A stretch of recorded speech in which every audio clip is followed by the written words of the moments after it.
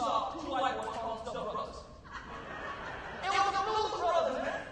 It was Leroy, Jay, and Elwood. But you still don't believe me. Well, I got a gentleman today, ladies and gentlemen, who's going to come out, he's going to look at this and make a quick, snap judgment. This man is an educator. He's a diplomat. He's a community activist, political strategist. This man is a fish shaker, mountain-hollerer, and also a foot stomper. Please help me welcome Mr. Glynn Washington. Welcome to the show, Glynn.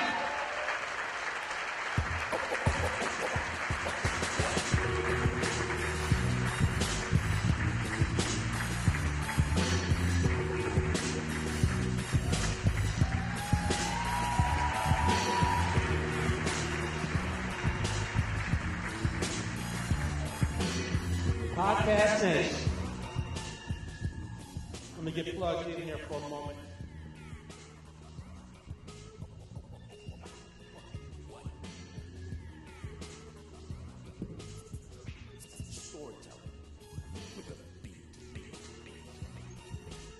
Thank you so much for joining us here today. I can't tell you how cool it is to be in a room with all this energy. In public media, sometimes we're lacking that. I want to thank Dan Franks for inviting me here today. Here's the story. I have a show, it's called Snap Judgment. And it may be the very last radio show. I'll get to why in a little bit. But I'm going to go off script. I had a presentation prepared for you today, but we're going to go a little bit off because I don't care about podcasting. I don't care. What I care about is storytelling and passion and energy and magic. And that's what you care about as well. And the thing of it is that not yet, even though there are 2,000 of us here, not yet, not quite yet, maybe next year, but not quite yet. There's not enough money here so that to make us care about anything else. We are here because of that passion, that storytelling, that magic. And because there's easier ways to get paid,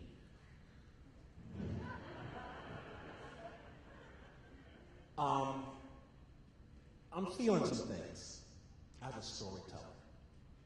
I'm not going to lie to you. I'm wondering. This is a storytelling crowd, and I'm wondering how to tell the story that we're witnessing on our streets right now. Right down the street, there's a big building with a man's name emblazoned on it. Less than half a block from here. Yesterday, that man was applauding the murders of a tyrant, Saddam Hussein, saying what a good job he did. State-sponsored murder. And over the last 2 days, here in the United States of America, we've seen at least 2 examples of state-sponsored murder on our streets.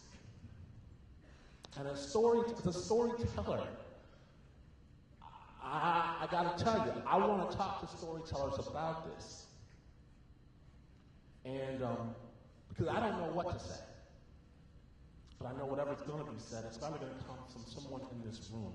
Let me give you a little bit of background on Snap. I had just gotten married. Married a beautiful woman, way outside my league. And her mother came by.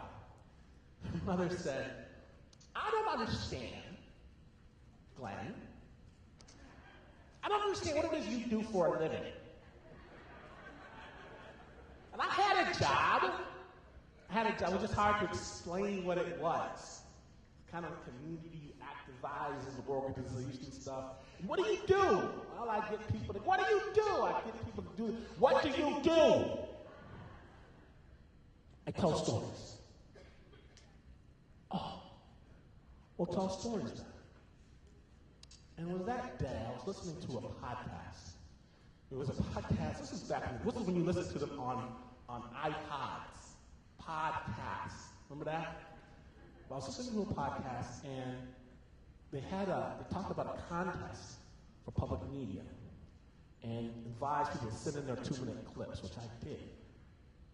And I got a call about 3 months later saying I was one of 10 finalists. Hooray! And every week for a while, they kicked us off this virtual island, so to speak. It was these things. Say something about the word grace. What? Grace. Go. 2 minutes. And at the end of it, myself, I hope Alex is in the room, we actually won. But we didn't, there was no prize. What is this we won? And I said, well, think about the show you want to make. You'd like to make. So I thought about it. I was it was in Oakland. And this happened right at the same time. There was a flurry of activity, artistic, around the globe, but for some reason, right where my little adopted hometown, so much was going on. I was thinking about what kind of show I wanted to make. What did I want to make? And I want to show you something. I'll show you a video. This was made down the street from where I live.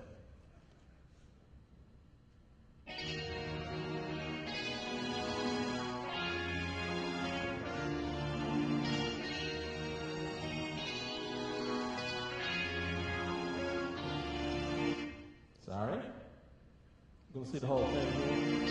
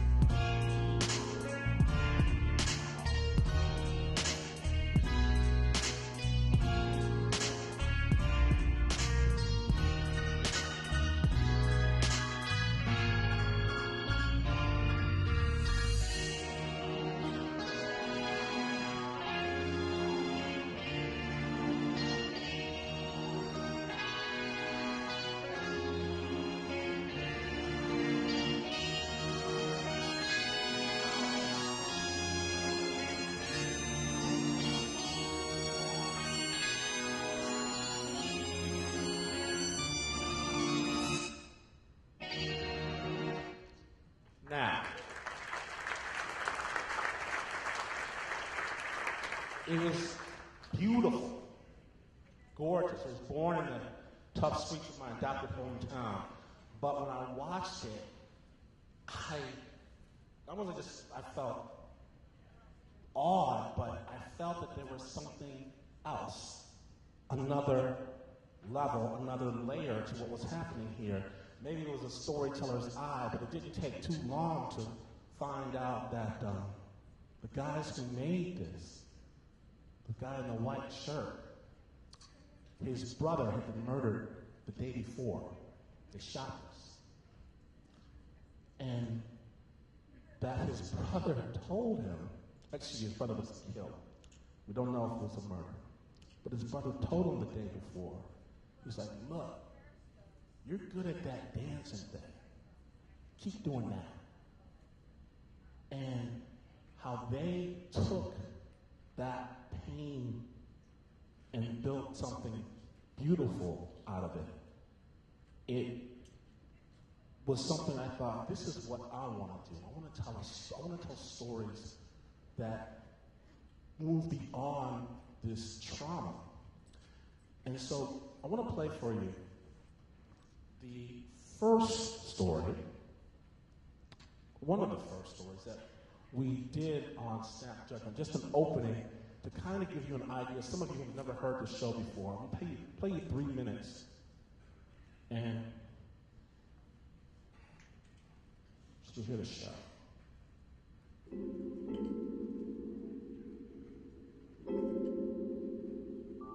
Okay, so my dear friend is pregnant.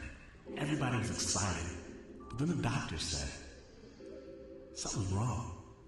They put her on bed rest. And for my friend, this was not easy. But she was going to do everything she could. They told her not to move. So she didn't move. But then she started having these pains, and her water broke. Too early. Way too early. Months too early. But the baby had to come out. Premature.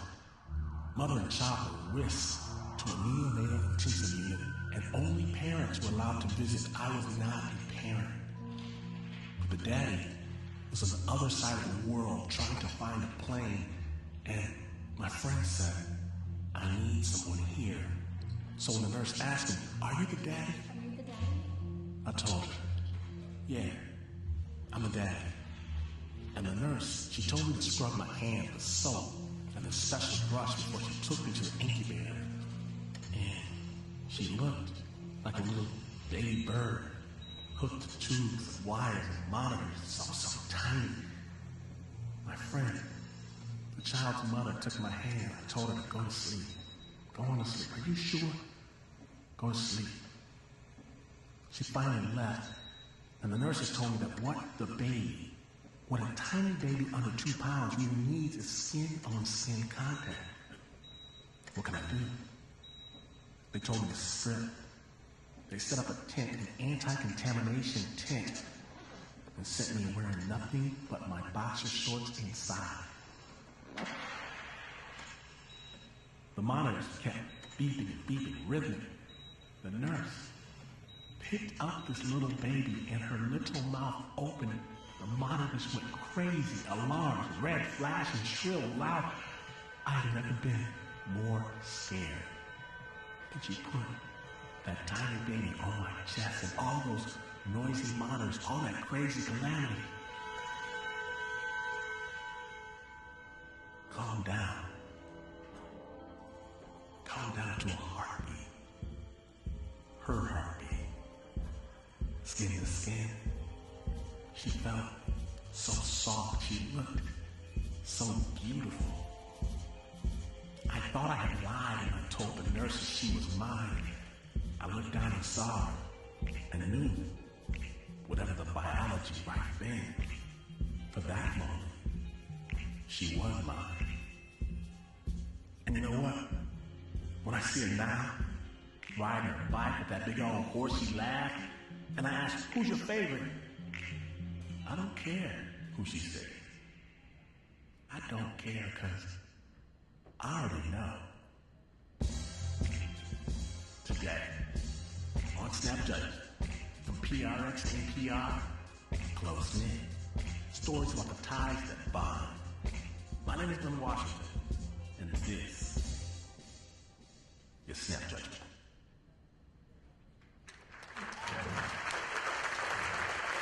Thank you. And so, it's just one of the things, a lot of us, I know that everyone's listening to everybody else. And I'm listening to a lot of people in this room. And the one thing that I wanted to share about story and the impact that it has is that too often, especially in public media, what we have done is get in the way of our own storytelling. We've done it through a lot of different ways and reasons and things, but I think one of the biggest things that we fail to do is to trust the people that are telling us their story. That we oftentimes want to put a professor, an egghead, an expert, in when someone is already telling you what happened to them. And what happened to them is so important. What we also want to do, that goes back to that trust thing, is not trust what they say.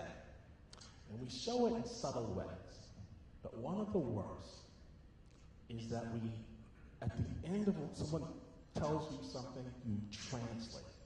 You take what they said and you put it in Eastern educated speak. And it sucks. It sucks. You steal the story away. You package someone else's tale. And the reason why it hurts is because we are all meaning machines. If I tell you a story about my mother, you think about yours. But if I get in the way and I tell you what the story means, I rob you of that vicarious transmission. Now, people always ask me, Glynn, you know what? Crazy things happen. Crazy things happen to you. And that's true. But you don't need crazy things to happen to tell a story. One of my favorite stories, one of my best favorite stories come from actually simple things. The best stories come from simple events. And I want to play you a story right now by probably, maybe one of the best storytellers in the country. I'm going to play it for you right now. Don't worry, I got it hooked up here. We got everything ready to go. Right, Podcast Nation? All right.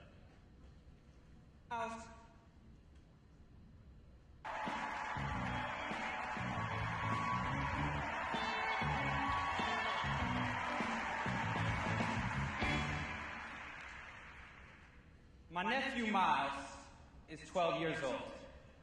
He is a brilliant, bow-legged troublemaker.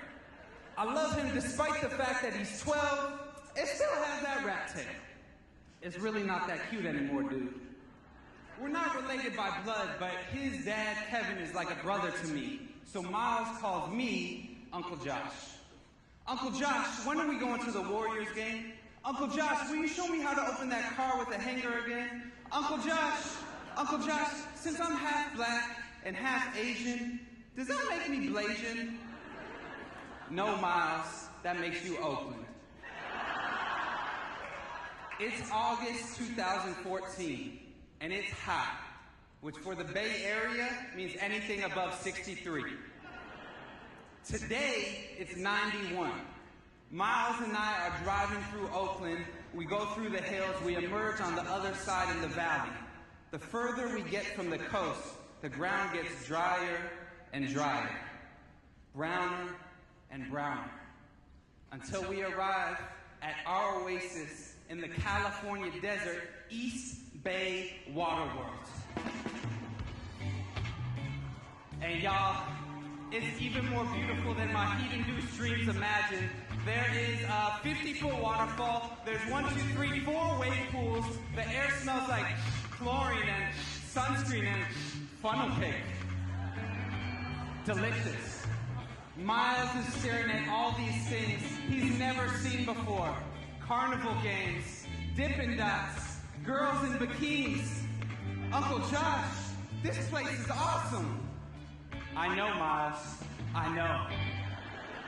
I suggest the lazy river, of course. But Miles, he points up towards the sky and the biggest water slide I've ever seen. The tallest slide in Northern California, the Annihilator. The Annihilator is a 7-story, 80-foot free fall drop down, all in just under 5 seconds. It's one of those slides, you know those slides that are so vertical, when you go down, your back comes off on the way down? You feel if you lean over just a little, you're done. But the worst part isn't the ride. No, the worst part is the 30-minute wait in line, watching and hearing every kid go down this slide. Hearing every scream, every shriek, every, oh, sweet baby purple Jesus. That's a direct quote from a 9-year-old. Shout out to Purple Jesus. Miles' hand grips the railing. Uncle Josh, is this thing safe? Before I can answer, I hear a loud voice shout from the top of the stairs. Hands up! Put your hands up! It's a lifeguard, a tall white teenager in red shorts. He's yelling at a kid about to go down the slide. I'm telling you, it's way more fun if you put your hands up. And the words hit me like a tsunami. It's August 2014. It's 2 weeks after Ferguson, after Mike Brown, after those words, hands up, became the calling cry for a movement. Right now in Missouri, people are putting their hands up to protest the police killing another black boy in America. In California, I'm watching kids put their hands up as they go down a water slide called the Annihilator, and my nephew asked me if it's safe here. It's August in America. In Detroit, they're shutting off poor people's water. California, we're suffocating of drought. Israel is bombing water treatment plants in Gaza, but in America, we have water parks in the desert, almond farms in the desert, prisons in the desert. Me and my family, my nephew, live right here in the desert trying to find anything that could be called an oasis. And Miles asked me if it's safe here. What am I supposed to say to him? I don't want to lie to my nephew. I want him to know that in this land, yes, some people will always see him in that skin as a threat. But I also want him to laugh and play and go ride that crazy-ass water slide. How do you enjoy life as the world is burning? How do you teach your nephew to hate the park but love the ride? The thing is called the Annihilator. I think it might be trying to tell us something.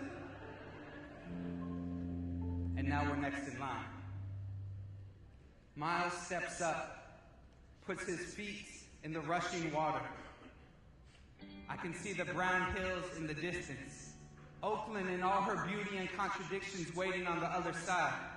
I wave at Miles, I say, you got this, dude. And he waves back at me. And when he does, his hands shoot up in the air. He lets go of the rail. The rushing water carries him away. He shoots out and disappears over the edge. My nephew. I rush to the side and look over. And there's Miles at the bottom of the slide, safe and alive and pulling up his bathing suit.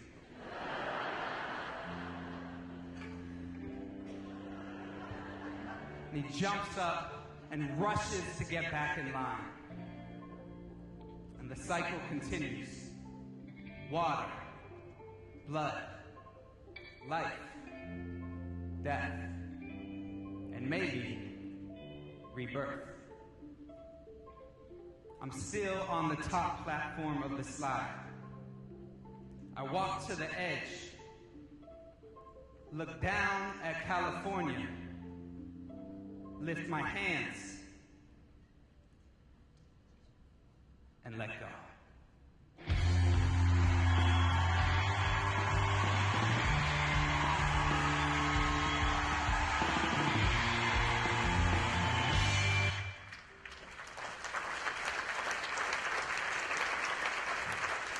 That was Josh Healy, one of the most amazing storytellers I know.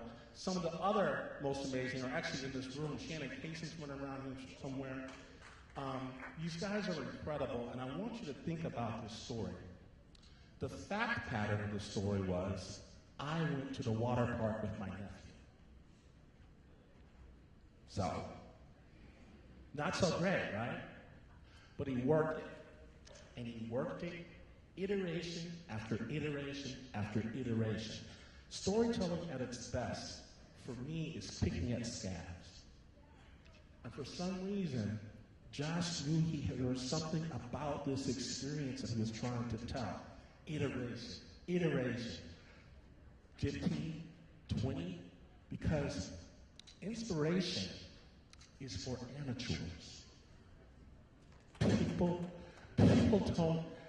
This doesn't come, making it look that easy, this is not that easy. He went again and again and again. Why did this experience bother me? Keep picking at that scab. Why is this thing on my mind? What is it about that happened that I can't get out of my head? And how can I relate that to someone else? And this is why, something like Crossfire. I was watching it a while ago, and you have two jackasses. And they're braying at each other. And at the end of it, you don't want to do something. You want to take a shower. I did. And I want to play something else that makes the lie and makes the mockery of it. That is not how people are convinced of anything. No one has ever changed their mind on an issue by watching two idiots shout about it on TV. Ever. Ever. This is how they change their minds on things.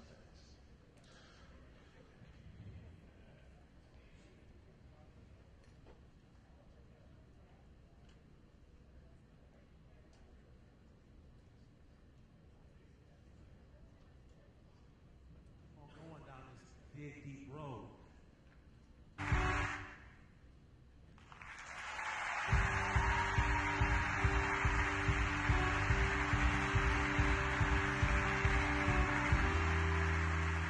15 years old, Noah St. John.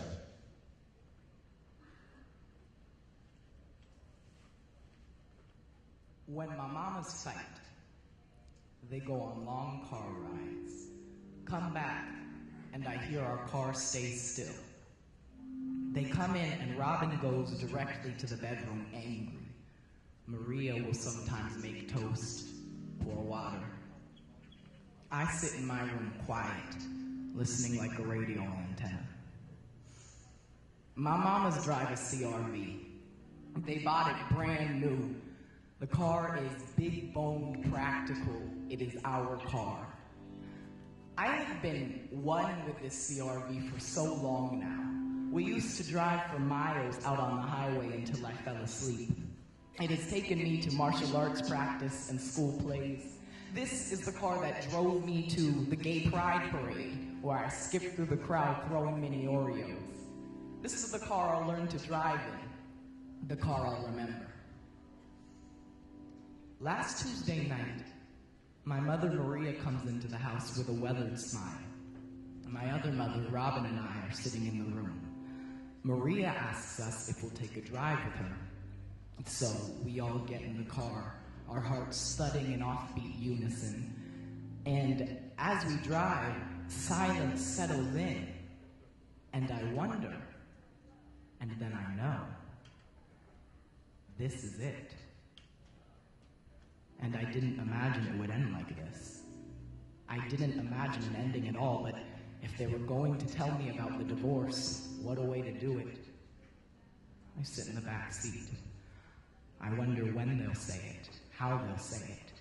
I think about how my time would be split between them. I wonder what'll happen when they see each other afterwards. Will it feel like collisions? I don't want to meet a new girlfriend. I can't imagine anything but this. Its ending is unthinkable. My heart hurts at the thought of our last miles. These miles.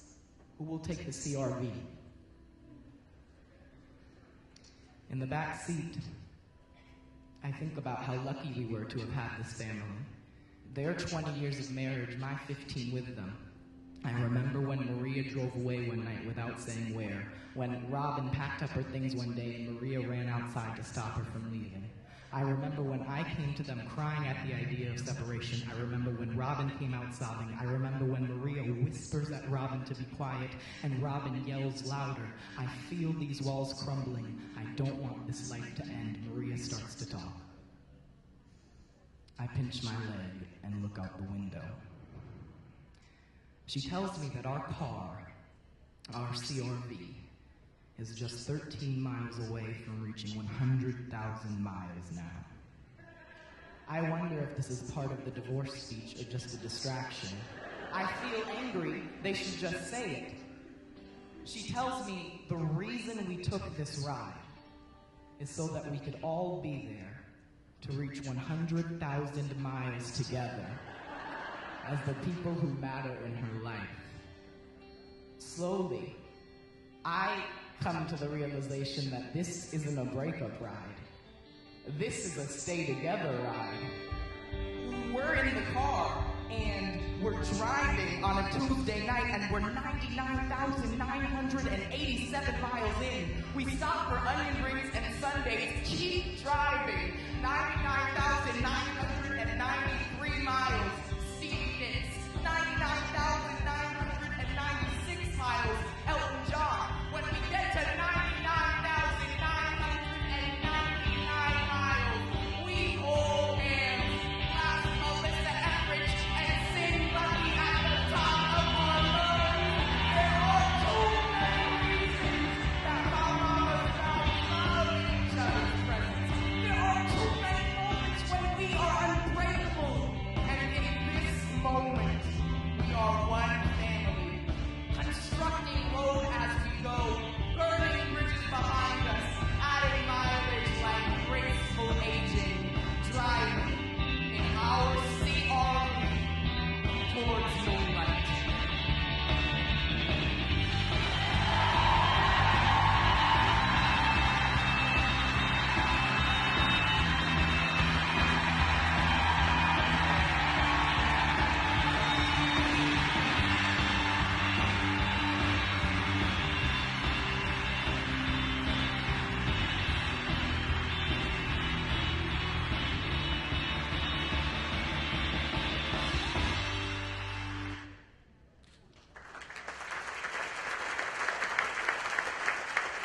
I still get teary watching this because of Noah.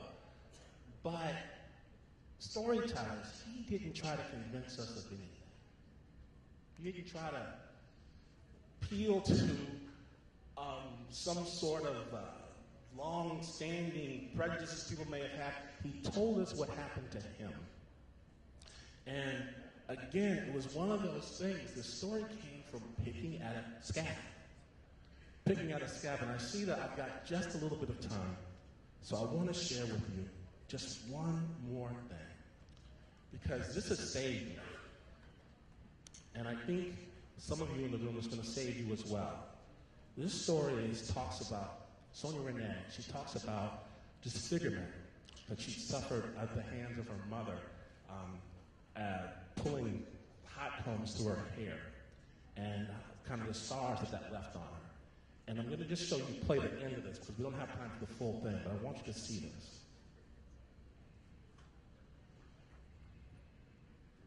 That is until I took them off. And then like Cinderella, at the end of the ball, I was 9 years old and on a bus headed to Woolslayer Elementary. And I promised myself I would never go back there. So I took them off less and less. To walk my dog, I grabbed the wig. To go to the grocery store, I grabbed a wig. I had lovers that knew me for years and never saw me without my wig. And even when I became a performance poet and started traveling the globe, sharing my poetry, I started an entire movement telling people how to unapologetically love their bodies. I did it all in my wig. Until one day,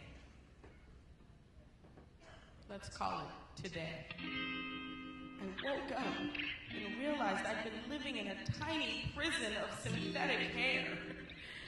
That the wigs had made me a liar. I was really just a little girl pretending to be a woman who actually loved herself. But some deep knowing in the center of my belly kept asking me, what would it be like if I let myself out of that prison? What would it look like if I told the truth to myself, to my world? I think it would look like this.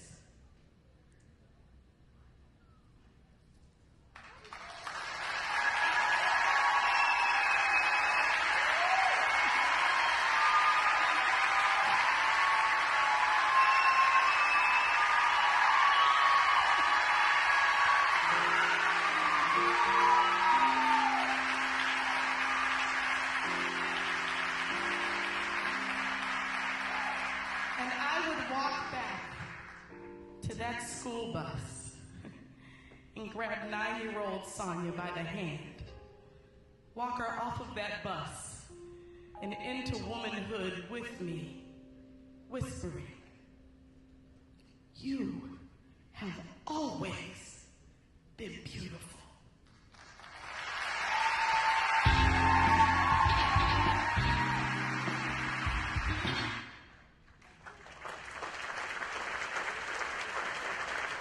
But that's still, it gets me because this has been the biggest gift of storytelling for me. Some of you know that I grew up in a crazy, wacky religious cult. And I remember myself feeling trapped and lost, and so often our stories stop in trauma. And that does something to us. And the power of what Sonia Renee is saying is the power of story. To go back and grab 10-year-old Glynn out of a closet crying and put him narratively wherever I want him to be. That's strength. That's seizing back your story. That's telling your story, taking it back from monsters or whoever else may be telling your story for you. And it's something right now that when we look around, people being slain in the streets, the only thing that is going to change this, only thing that's ever going to change anything, is story. And you're going to do it. Thank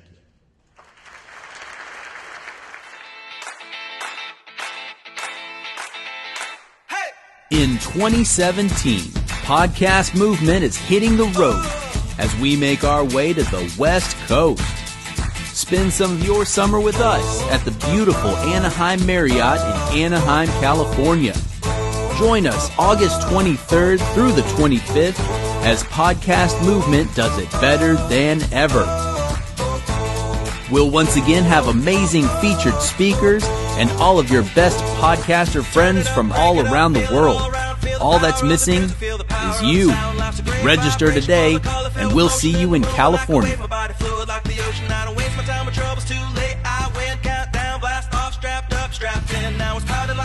Like the rhythm in the street, my body grooving from my head to my feet. Just feel the beat.